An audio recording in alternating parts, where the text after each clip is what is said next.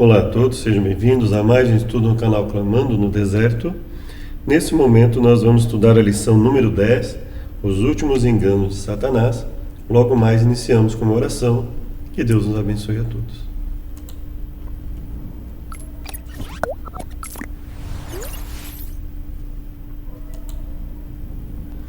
Obrigado, Pai, por mais uma chance de falarmos a Tua mensagem. Venha nos perdoar, nos purificar em todos os momentos.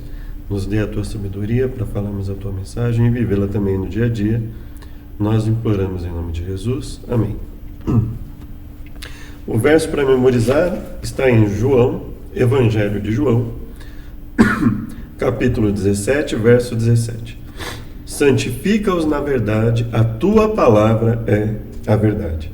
Então, Jesus está dizendo a Deus, orando a Deus e dizendo, olha, para que santifique a nós, para que santificasse aos discípulos, aos apóstolos, ele diz, santifica-os na verdade, a Tua palavra. As escrituras sagradas são a verdade. A palavra que sai da boca de Deus é a verdade.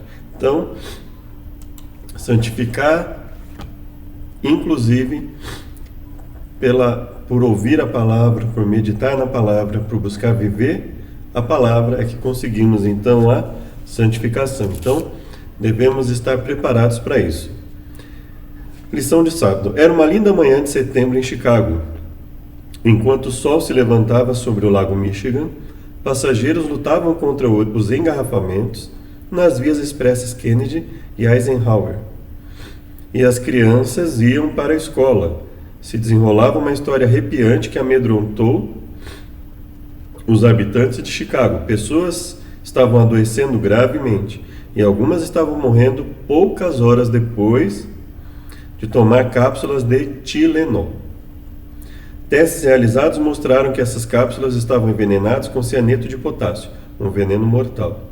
Um indivíduo mentalmente perturbado havia adulterado a medicação. Até hoje não se sabe quem fez isso. Como vimos, o Apocalipse adverte que os que habitam sobre a terra beberão uma poção mortal, o vinho de Babilônia. Há falsas doutrinas e falsos ensinamentos que, no fim, só levarão à morte. No entanto, o mundo não é deixado sem um antídoto. A proteção contra esse veneno espiritual, as 3 mensagens angélicas, inclusive as 3 mensagens angélicas. Na lição dessa semana, continuaremos estudando não só os enganos de Babilônia, mas o plano de Jesus para nos salvar deles, bem como da morte que eles trariam se não fosse a intervenção divina. Caminho que parece direito. No contexto dos últimos dias, Jesus fez um alerta importante. Surgirão falsos cristos e falsos profetas. Então vejam, engano doutrinário. Surgirão falsos cristos e falsos profetas. Engano de doutrinas. Falsos cristos, falsos ungidos. Falsos profetas. Pessoas que alegam ter uma mensagem de edificação, de exortação, de admoestação, de conselho, de crescimento espiritual e que não tem a unção do Espírito. E, para piorar a situação, operando sinais e prodígios para enganar, se possível, os próprios eleitos. Quem são os eleitos? Então veja, problema doutrinário, aparência de poder, não é? Então eles operam sinais e prodígios que são capazes de enganar várias pessoas e, se possível fosse, enganariam até os escolhidos. Veja só, tamanho é o potencial desse conjunto de sinais e prodígios. Quem são os eleitos? Cristo disse: Ele enviará os seus anjos com grande som de trombeta, os quais reunirão seus escolhidos dos 4 ventos, de uma a outra extremidade dos céus. Não é assustador que o engano nos últimos dias será tão grande que até os fiéis estarão em perigo de serem enganados? Quem é enganado por Satanás? E como entender essas palavras? Apocalipse capítulo 12, verso 9.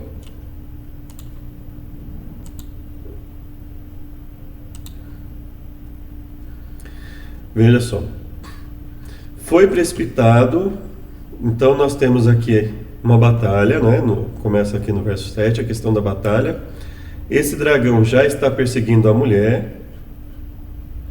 Aí fala de uma batalha no céu, em que o dragão não prevalece, e ele é precipitado, o grande dragão, a antiga serpente chamado Diabo Satanás, que engana todo mundo. Ele foi precipitado na terra e os seus anjos foram lançados com ele.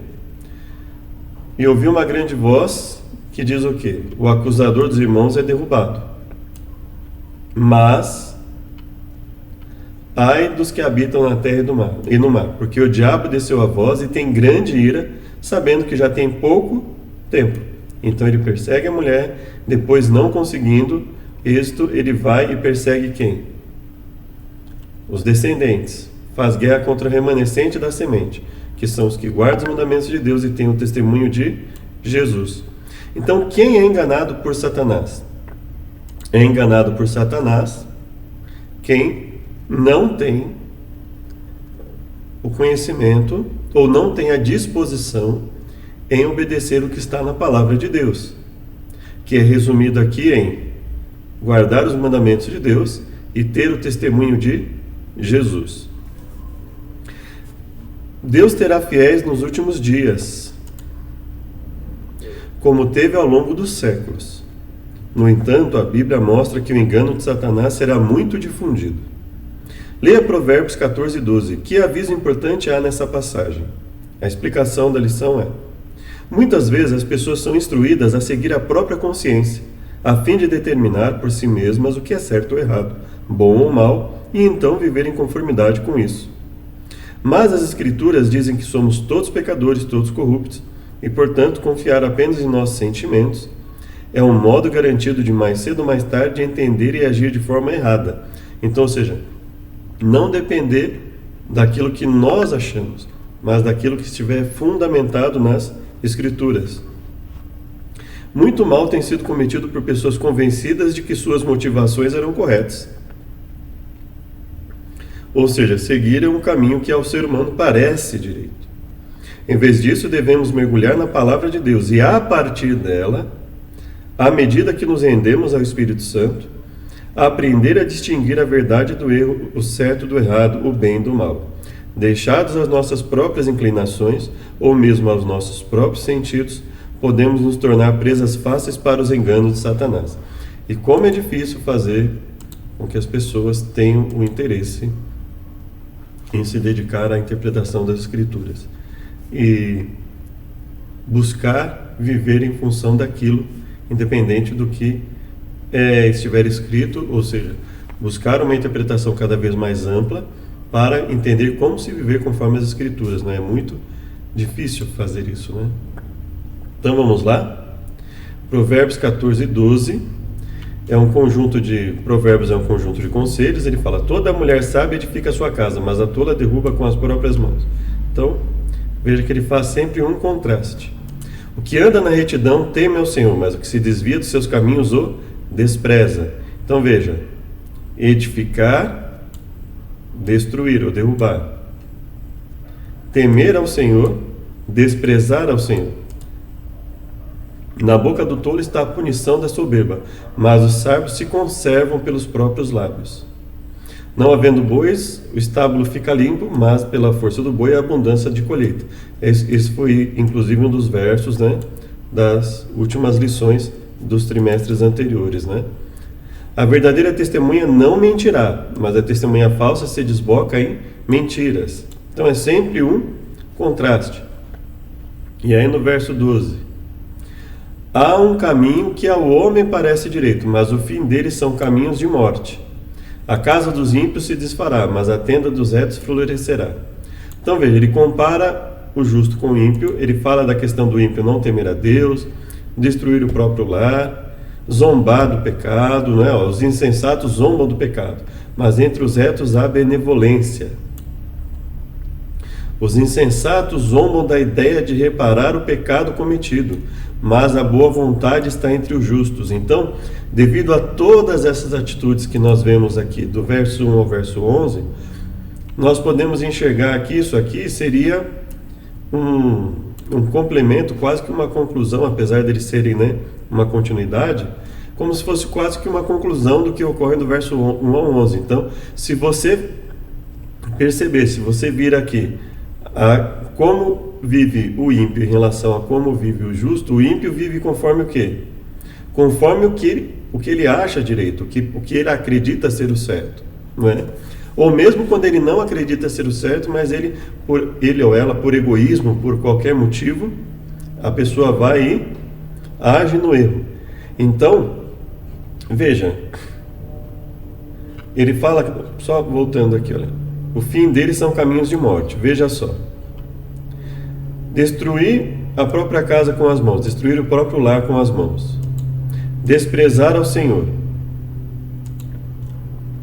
Olha só, conversa do insensato traz vara para suas costas, ou seja, falar sempre aquilo que vai causar prejuízos a si ou para os outros.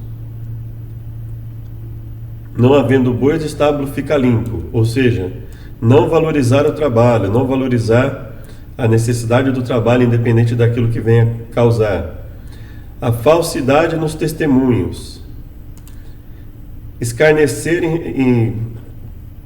e por ser um zombador, um escarnecedor, não encontrar sabedoria.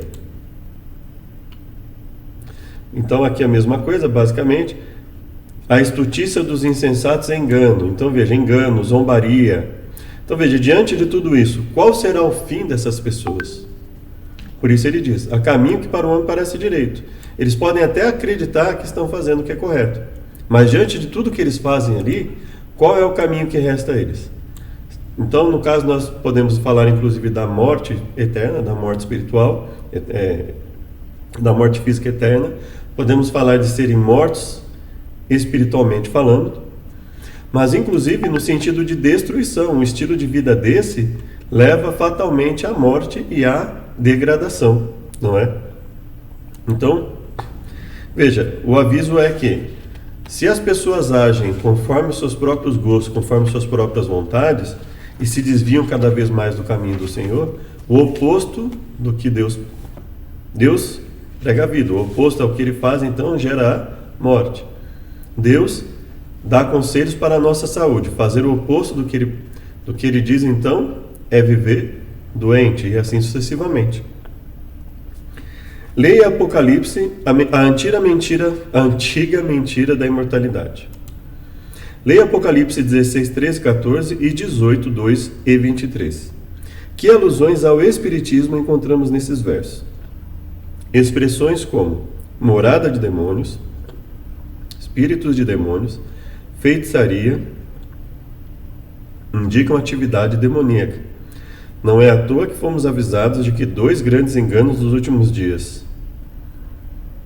Que dos dois enganos nos últimos dias, ou seja, haverá dois grandes enganos, haverá outros, óbvio, mas dentre eles nós teremos dois grandes enganos, e um deles seria a imortalidade da alma, conforme Ellen White, o grande conflito. Isso é comum hoje, mesmo no mundo cristão.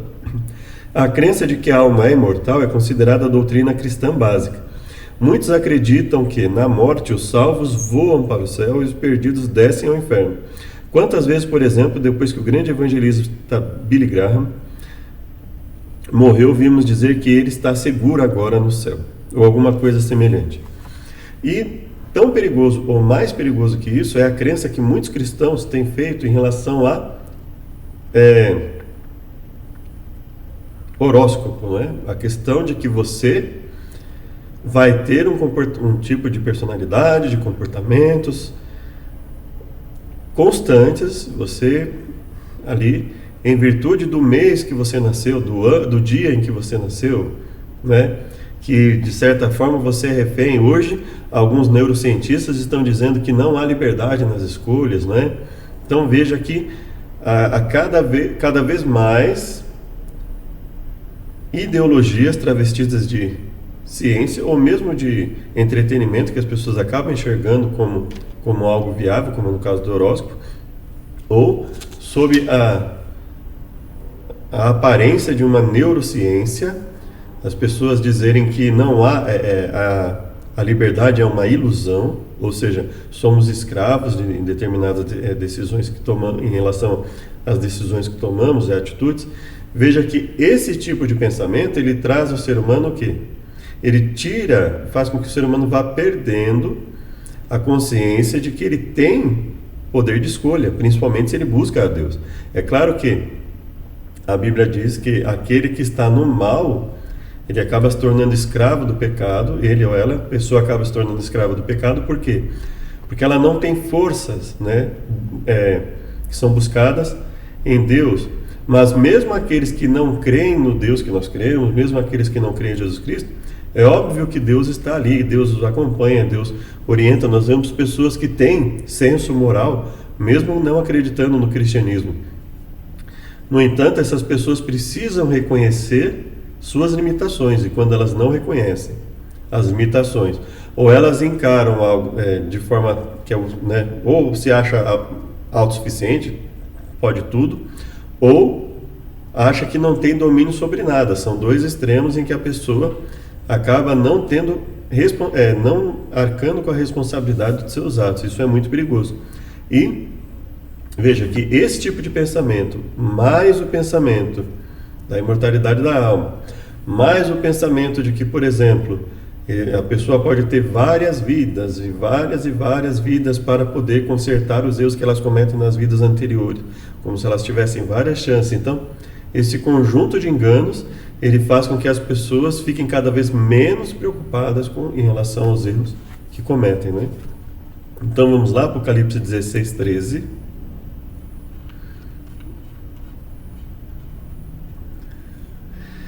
Veja só. O sexto anjo derrama sua taça sobre o grande rio Eufrates, e a sua água secou-se, para que preparasse o caminho dos reis do Oriente. E da boca do dragão, que a Bíblia já identifica, da boca da besta e da boca do falso profeta.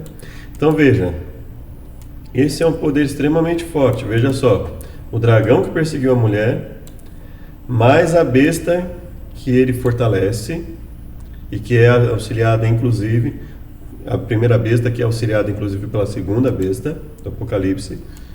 E aí ele fala da boca do falso profeta. Então veja, os três agindo aqui, vi sair 3 espíritos imundos, semelhantes a rãs, porque são espíritos de demônios, que fazem prodígios. Então veja, sinais e prodígios com o intuito de enganar. E todos devem ter cuidado, até aqueles que conhecem as Escrituras devem ter cuidado, não é? Os quais vão ao encontro dos reis da terra e de todo o mundo, para os congregar para a batalha naquele grande dia do Deus Todo-Poderoso. Então veja, os poderes espirituais reúnem todos os seres humanos do mundo, todos que não estão ao lado de Deus, né, que não buscam a Deus, para uma batalha feroz, não é? Então, a Apocalipse sempre trata dessa batalha como uma batalha feroz. Apocalipse 18, versos 2 e 23. Depois dessas coisas vi descer do céu outro anjo, que tinha grande poder, e a terra foi iluminada com a sua glória. E clamou fortemente com grande voz, dizendo: caiu a grande Babilônia, e se tornou morada de demônios, coito de todo espírito imundo, coito de toda ave imunda e odiável. Porque todas as nações beberam do vinho da ira da sua fornicação, os reis da terra se fornicaram com ela, os mercadores da terra se enriqueceram com a abundância de suas delícias. Então veja, pessoas que se utilizaram do erro, pessoas que se enriqueceram com os erros e com a imposição determinada no mundo. E aí nós vamos lá para o verso 23. E a luz de candeia não mais luzirá em ti, e voz de esposo e de esposa não mais em ti se ouvirá. Porque os teus mercadores eram os grandes da terra, todas as nações foram enganadas pelas tuas feitiçarias. Nela se achou o sangue dos profetas, dos santos e de todos que foram mortos na terra. Então veja, aqueles que eles não conseguiam pelo intelecto ou pela intimidação, eles buscavam destruir. Então é um poder altamente intolerante, com uma alta capacidade de enganar, uma alta capacidade intelectual, alta capacidade de enganar, que é uma intelectualidade não focada na Bíblia, ou focada no intuito de deturpar o que está nas Escrituras. Então veja a necessidade de busca, de conhecimento, de fortalecimento que nós precisamos. Que instrução Deus deu ao seu povo sobre a vida após a morte, sobre onde está a nossa esperança? Vamos lá então. O comentário os versos são Eclesiastes, Jó, 1 Tessalonicenses e Apocalipse. Veja o comentário que a lição faz. Um dos pilares do engano babilônico é uma falsa compreensão da morte, que, centrada na ideia da imortalidade da alma, prepara o caminho para a influência enganosa do espiritismo. Se você acredita que os mortos de alguma forma vivem e podem até ser capazes de comunicar conosco, então que proteção você tem contra qualquer um dos milhares de enganos satânicos? Se alguém que você pensou que fosse sua mãe ou filho morto, ou alguém amado, de repente aparecesse e falasse com você, quão facilmente seria enganado por seus sentidos? A única proteção é estar firmemente enraizado na Bíblia. Então veja, aqui é uma questão de manipulação psicológica, né? Então aparece alguém, e não só isso, né? Se você acredita que existe vida após a morte, e se além disso você passa a acreditar que é possível uma comunicação com aqueles que já morreram, então qualquer manifestação pode-se aí se colocar como, por exemplo, um apóstolo, o próprio Jesus e por aí afora, né? Então veja o potencial dos enganos, né? Então imagine algum espírito aparecendo e se dizendo o apóstolo de Jesus, que Jesus teria mudado isso ou aquilo. Então veja o potencial poder que isso teria na mente das pessoas, né? E tem, né? Então vamos lá, Eclesiastes 9:5. Veja só, verso 1: Deveras todas essas coisas considerei no meu coração, para declarar tudo isso, que os justos, os sábios, suas obras, estão nas mãos de Deus. Também o homem não conhece nem o amor nem o ódio, tudo passa perante ele. Tudo sucede igualmente a todos. O mesmo ao justo e ao ímpio, ao bom, ao puro, como ao impuro. O que sacrifica e não sacrifica. Todo o mal que se faz debaixo do sol, a todos sucede o mesmo. Depois se vão aos mortos. Então ele fala, olha, a morte vai ocorrer com todos. Bons e maus, justos e injustos, ela vai ocorrer com todos. Então, não basta esperar em Deus apenas nessa vida. Ora, para aquele que está entre os vivos há esperança. Porque os vivos sabem que hão de morrer, mas os mortos não sabem coisa nenhuma. E obviamente ele não está falando do corpo físico morto, né? Porque isso a pessoa já percebia, né? Então ele está falando o quê? Que não existe nenhuma entidade que sobreviva após a morte do ser humano. Não existe nenhuma entidade material que sobreviva. Então é isso que significa: os mortos não sabem coisa alguma, nem tampouco terão eles recompensa. Veja, eles não sabem, não existe nenhuma entidade que terá alguma recompensa no momento da morte. A sua memória fica entregue ao esquecimento, ou seja, não existe consciência, e a memória deles vai depender do quantas pessoas vão se lembrar deles, porque eles já não existem. Também o seu amor, ódio, inveja já pereceram. Então, obviamente, aqui ele não está falando só do corpo, ele está falando o quê? Que não existe nada. Depois, no momento da morte, não existe nada que sobreviva. Já não tem parte alguma para sempre em coisa alguma do que se faz debaixo do sol. Então veja que agora nós vamos para Jó 19, 25 a 27. Ele é enfático aqui no que ele diz, né? Em Jó 19, começa aqui com Jó falando.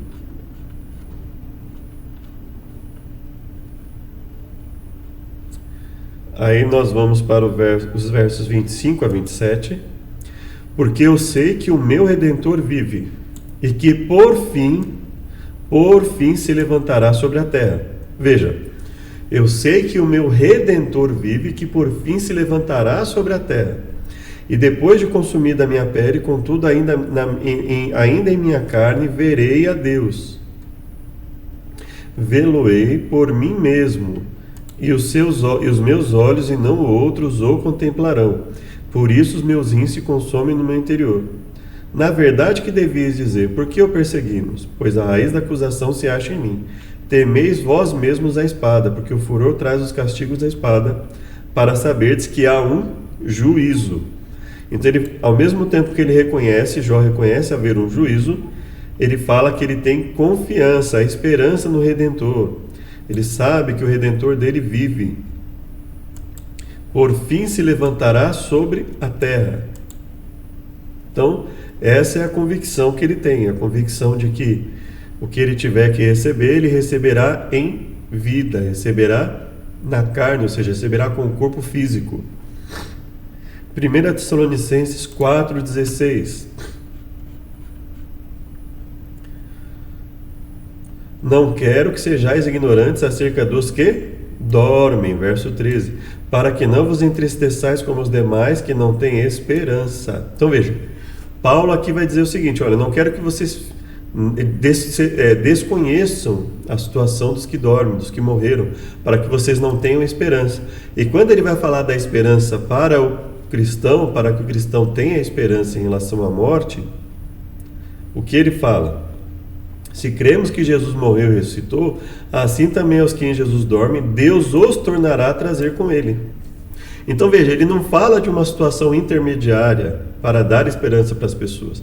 Porque seria assim, bastaria ele falar, olha, os que morreram estão com Deus, os que morreram salvos já estão com Deus. Então, vocês não precisam ficar sem esperança em relação a eles. Não é isso que ele fala. Ele fala da ressurreição, que Deus os tornará a trazer com eles pela ressurreição. Veja, se cremos que Jesus morreu e ressuscitou, assim também aos que em Jesus dormem, Deus os tornará a trazer com ele. Então, veja, ele fala da ressurreição. Assim também eles vão ressuscitar. É isso que ele quer dizer com Deus tornará a trazer com ele. Dizemos-vos, pois, isso pela palavra do Senhor, que nós, os que ficarmos vivos para a vinda do Senhor, não precederemos os que dormem. Ou seja, ele fala aqui agora da vinda do Senhor, e ele fala, com essa vinda, nessa vinda nós não precederemos os que dormem, o que não faria sentido se os que dormem já estivessem com Deus. Aí, óbvio que a pessoa saberia que ela não vai preceder os que dormem, não é? Porque os que dormem já estariam com o Senhor. Porque o mesmo Senhor descerá do céu com alarido, com voz de arcanjo, trombeta de Deus, e os que morreram em Cristo ressuscitarão primeiro. Veja, ele mantém o mesmo discurso. Ele fala aqui da ressurreição como a esperança, confirma aqui da ressurreição pela vinda de Deus, de Cristo, né?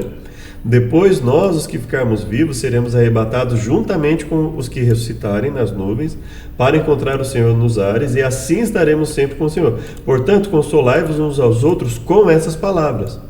Veja que a fala de Paulo aqui não teria sentido algum se essas pessoas acreditassem que existe uma entidade imaterial já vivendo com Deus feliz no céu. Eles não estariam sem esperança, eles não precisariam da palavra da ressurreição para ter esperança em relação aos que dormem. Porque, afinal de contas, os que dormem já estariam felizes. Então, veja, quando ele fala, olha, não quero que vocês sejam ignorantes com relação aos que dormem, então eu vou informar qual é a situação deles. Ou seja, quando Jesus voltar, eles vão ressuscitar, e assim estaremos todos juntos para sempre com o Senhor. Essa é a única esperança bíblica em relação a isso. Apocalipse 14, 13.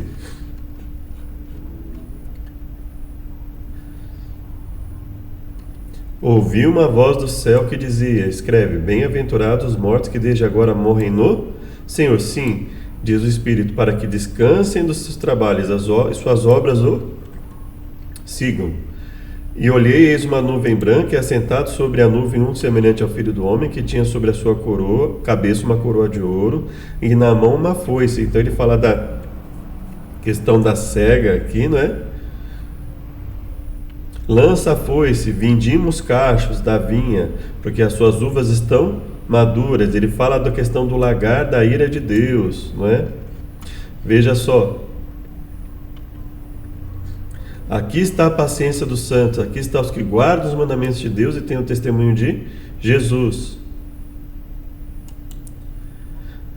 Ao contrário dos que seguem a besta, né? Que ele fala, ao dragão, a besta, o falso profeta. Não tem repouso nem de dia nem de noite, não é?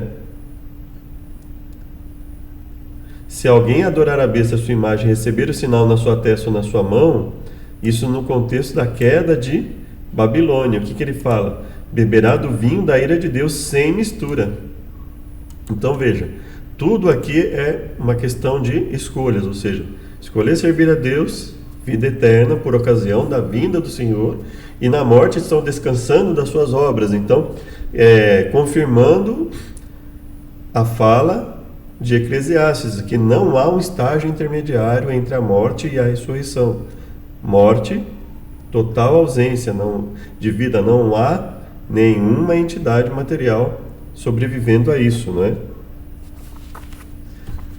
E aí, na terça-feira, Babilônia, o centro da adoração ao sol. Então veja, uma quantidade muito grande de coisas que nós devemos ter cautela, né? Muito grande de enganos. Então vamos preparar aqui os versos para as próximas perguntas. 2 Reis 23, 5. Romanos.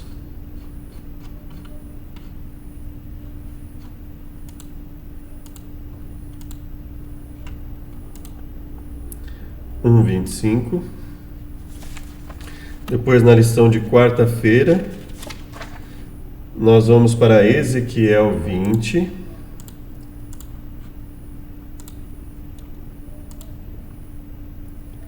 Depois, Apocalipse 18 novamente. Primeira carta de João, capítulo 3. Romanos novamente, Romanos 14.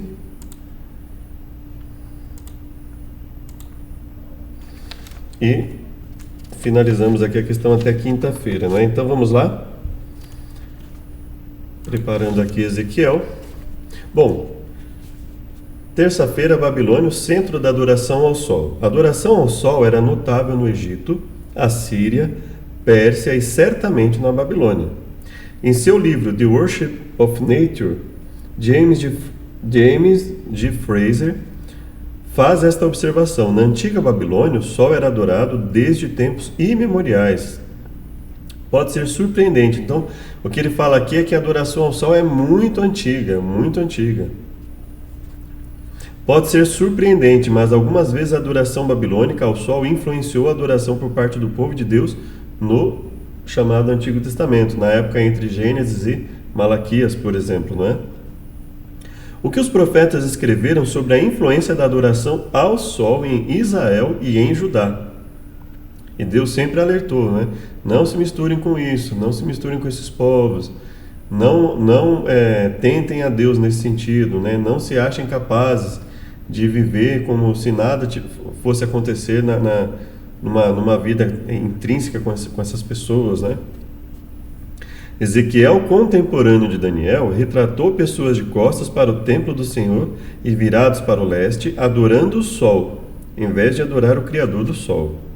Em Apocalipse 17, João descreveu um tempo em que os princípios da Babilônia, incluindo a adoração ao sol, entrariam na igreja durante uma era de concessões. A conversão inesperada de Constantino no início do IV século causou alegria ao Império Romano. Constantino era inclinado a adorar o sol. Edward Gibbon, renomado historiador, escreveu: o sol era universalmente celebrado como o guia invencível e o protetor de Constantino. Universalmente celebrado. Em 321 d.C., Constantino aprovou a primeira lei dominical, que dizia: no venerável dia do sol, que os magistrados e as pessoas que residem nas cidades descansem e que todos os estabelecimentos sejam fechados. Essa lei, em específico, não impôs a observância dominical a todos os súditos de Constantino, mas fortaleceu a observância do domingo na mente da população. Nas décadas seguintes, imperadores e papas continuaram, por meio de decretos estatais, e concílios da igreja a estabelecer o domingo como o único dia de adoração, o qual permanece hoje para a maioria dos cristãos. Esse é um exemplo da verdade de que não é porque a maioria acredita em algo ou pratica que isso se torna certo. Aliás, existem uma série de exemplos que mostram que a verdade não depende de maioria de votos, né? A verdade não está, muitas vezes não está com a maioria, não é? Então vamos lá. Ezequiel 8,16.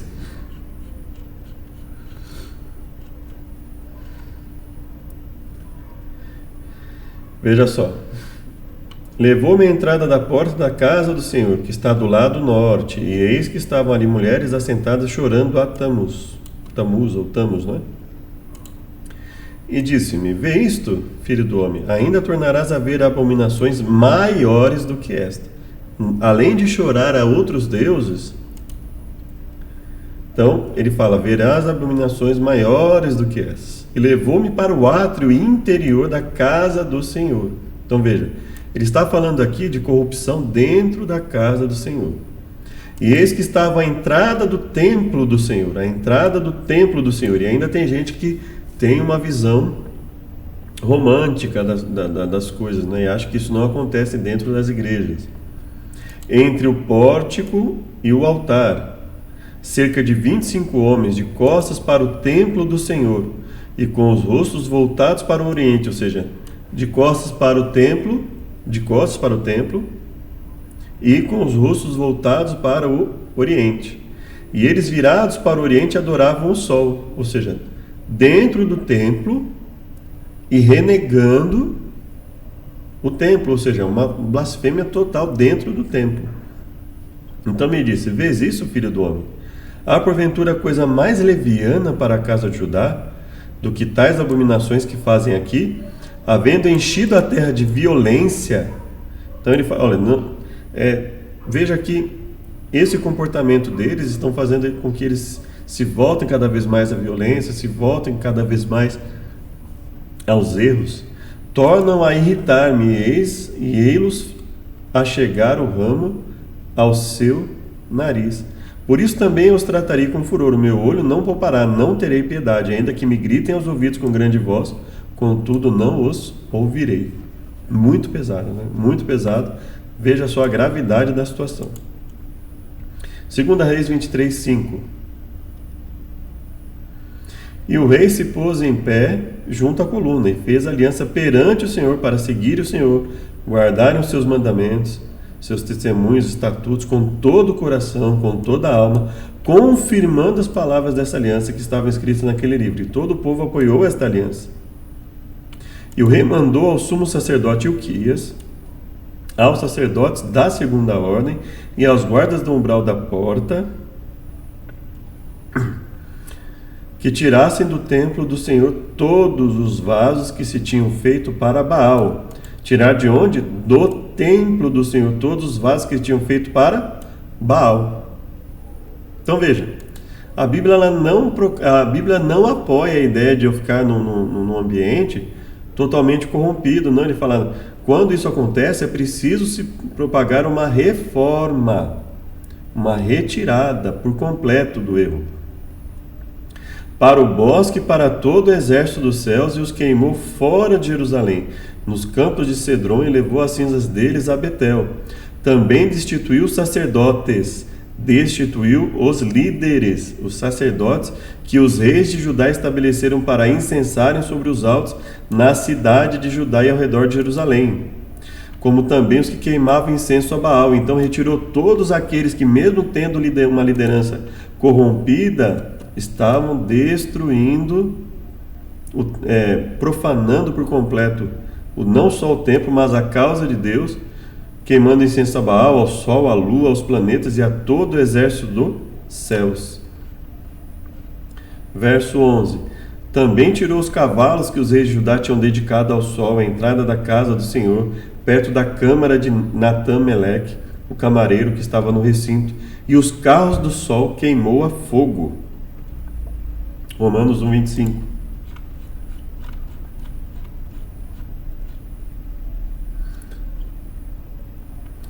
Então aqui, mudaram a glória de Deus incorruptível em semelhança de imagem de homem corruptível, além de aves, quadrúpedes, répteis.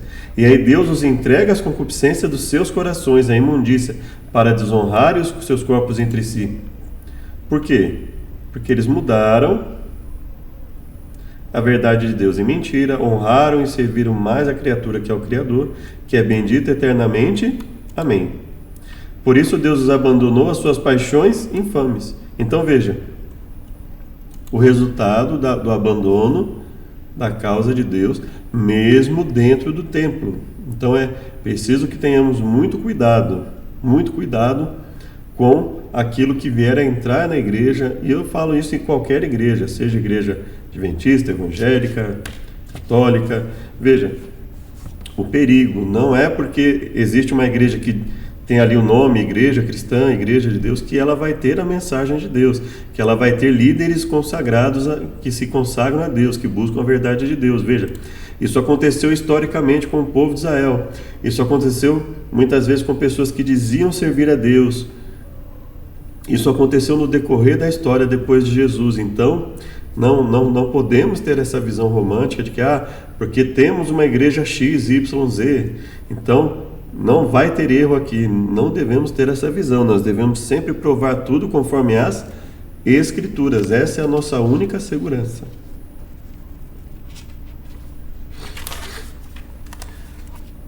Quarta-feira, um chamado à fidelidade. A mensagem do segundo anjo é: caiu a grande Babilônia, Apocalipse 14:8. E depois também nós vemos que essa mensagem ela é confirmada mais à frente, né? É falado aqui, caiu Babilônia, mais à frente em Apocalipse é dita a mesma mensagem. Em Apocalipse 17, a mulher identificada como a Babilônia espiritual, vestida de púrpura escarlate, cavalga sobre uma besta de cor escarlate. Passa de mão em mão sua taça de vinho e embriaga de enganos o mundo. Igreja e Estado se unem. A mentira prevalece, ou seja, todo o contexto bíblico nos dá a entender que esse poder alcança um nível de afetação mundial e todos se convertem. Então o que é isso? Poder espiritual, poder material, poder bélico, poder intelectual. Todos os poderes são voltados para todos os poderes humanos, vamos dizer assim, né? E, inclusive uma força espiritual muito grande a ponto de fazer sinais e milagres é dado para esses poderes. Então veja, né, para esses movimentos, para esses grupos que não seguem a Deus. Então, para o povo de Deus será muito difícil. Então veja, e diante da situação em que nós vivemos, cada vez mais nós podemos perceber isso, né? Cada vez mais difícil pregar uma mensagem, muitas vezes até dentro da igreja é muito difícil pregar determinadas mensagens. Por quê? Porque o que nós lemos aqui, a questão de pessoas estarem no templo de Deus querendo fazer algo totalmente contrário à vontade de Deus, está se tornando cada vez mais habitual em muitas igrejas, né?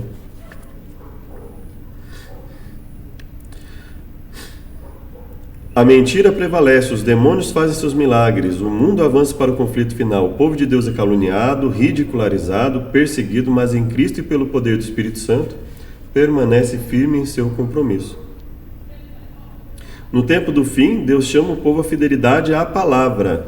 Santifica-os na verdade, a tua palavra é a verdade. A verdade da palavra, não as opiniões e tradições humanas, é a estrela do norte para guiar nesse momento decisivo. Em 13 de novembro de 1893, em Nova York, o Dr. Edward T. Hiscox, autor do Standard Manual for Baptist Churches, dirigiu-se a um grupo de centenas de ministros batistas e chocou a todos ao explicar como o domingo entrou na igreja cristã. Que pena que o domingo tenha vindo carimbado com a marca do paganismo, sido batizado com o nome do Deus Sol, depois adotado e sancionado pela apostasia papal e transmitido como um legado sagrado ao protestantismo. Veja que essa é uma das lições de conteúdo mais forte que nós já tivemos até agora, não é? Chamando as coisas pelo nome muitas vezes. Então veja que é uma lição, não é uma lição fácil de ser transmitida. E só que isso não é novidade para as pessoas que já têm o hábito de estudar esse tipo de coisa, né? As pessoas que têm esse hábito já sabem que a questão se torna cada vez mais difícil e vai se tornar cada vez mais evidente essa diferença. Lê Ezequiel 20, de 1 a 20. Qual é a essência da mensagem de Ezequiel nessa passagem? E como o sábado se enquadra nesse chamado à fidelidade? Ezequiel 20, de 1 a 20. E aconteceu no 7º ano, no 5º mês, aos 10 do mês, que vieram alguns dos anciãos de Israel para consultarem ao Senhor. Pessoas experientes para consultar ao Senhor, e assentaram-se diante de mim.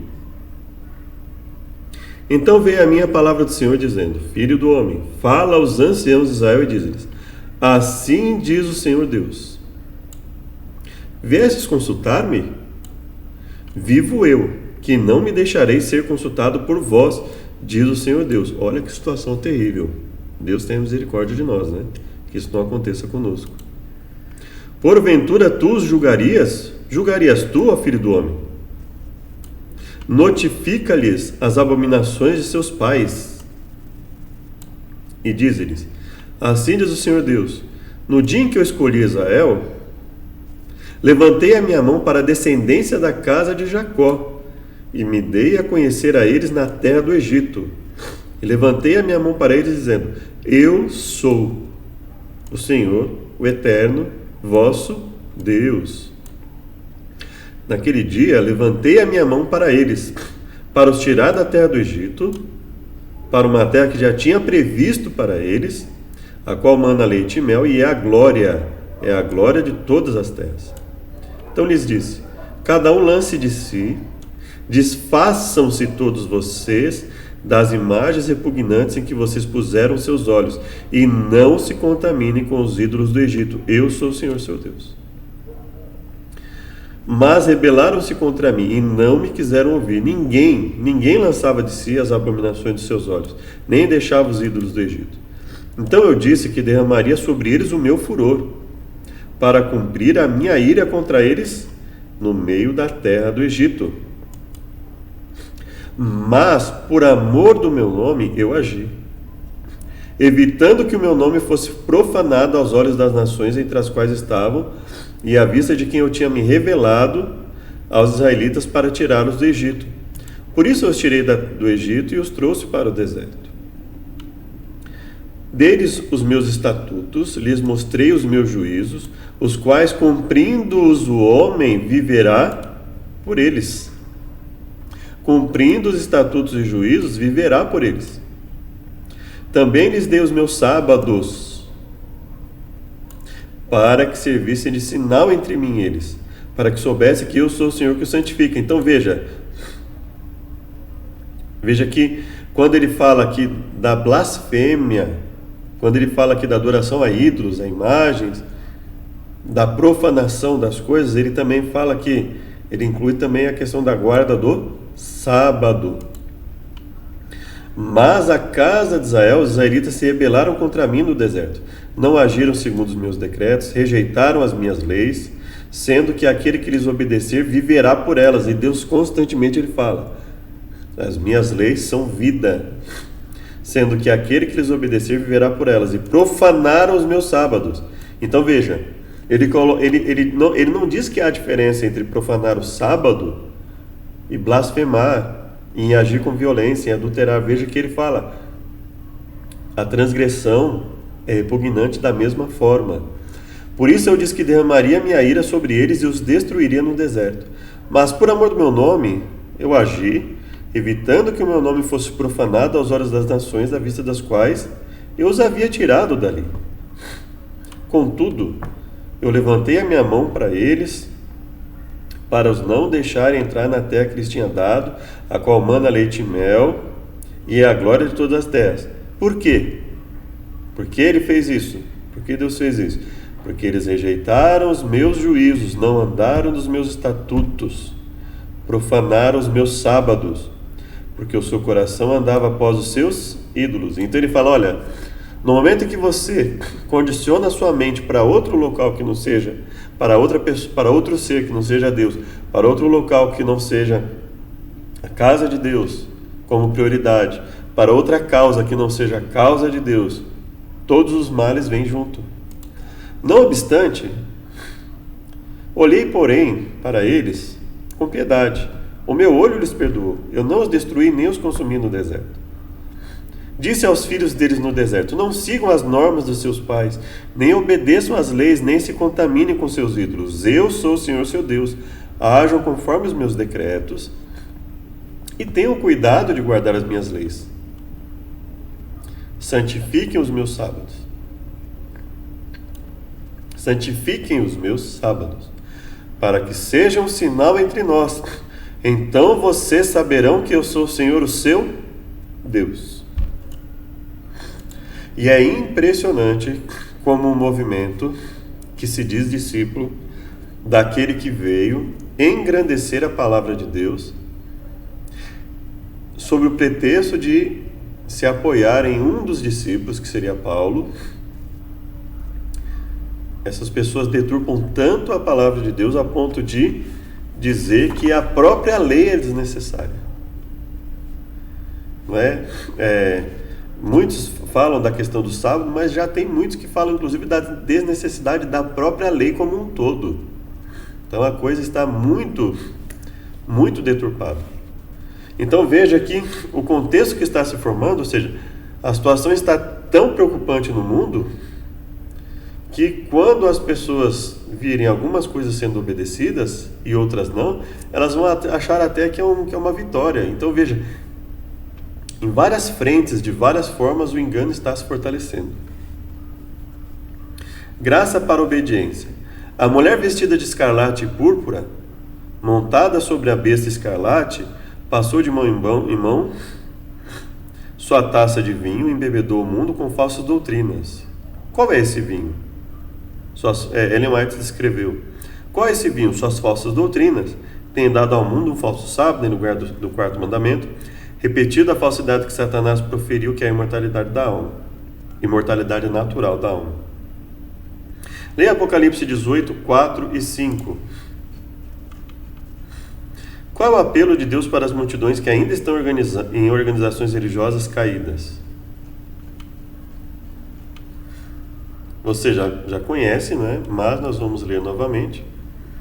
Muitos do povo de Deus estão em religiões que rebaixaram os ensinos bíblicos. E o apelo de Deus é direto. Isso vale para todos, não é? Não só para os de fora, para todos nós, não é? Veja, religiões que rebaixam os ensinos bíblicos e não entendem as verdades das Escrituras. Se isso aconteceu dentro do templo de Israel, não existe local que esteja livre disso. A nossa única salvaguarda são as Escrituras. Apocalipse 18, 4 e 5. E ouvi outra voz do céu que dizia: sai dela, povo meu, para que não sejas participante dos pecados e para que não incorras nas suas pragas, porque já os seus pecados se acumularam até o céu, e Deus se lembrou das iniquidades dela.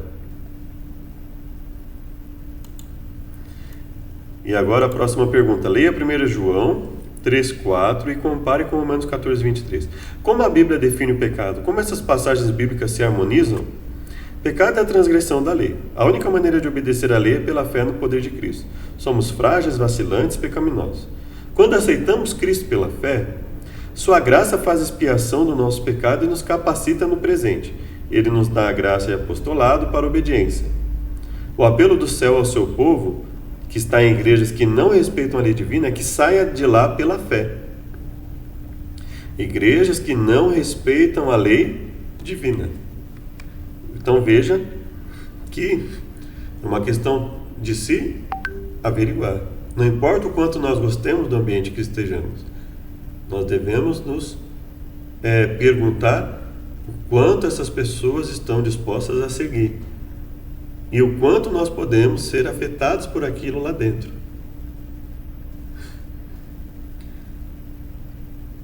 Seu apelo aos adventistas que guardam o sábado é que abandone as tentativas humanas egocêntricas de obediência e vivam de forma piedosa pela fé na graça de Cristo. que nos livra da condenação do pecado e de seu domínio. Assim como a fidelidade de Israel à lei teria sido uma testemunha ao mundo, nossa fidelidade pode ser uma testemunha poderosa e ajudar a guiar pessoas para fora de Babilônia. Vamos lá então em Romanos e 1 João. Romanos 14, 23.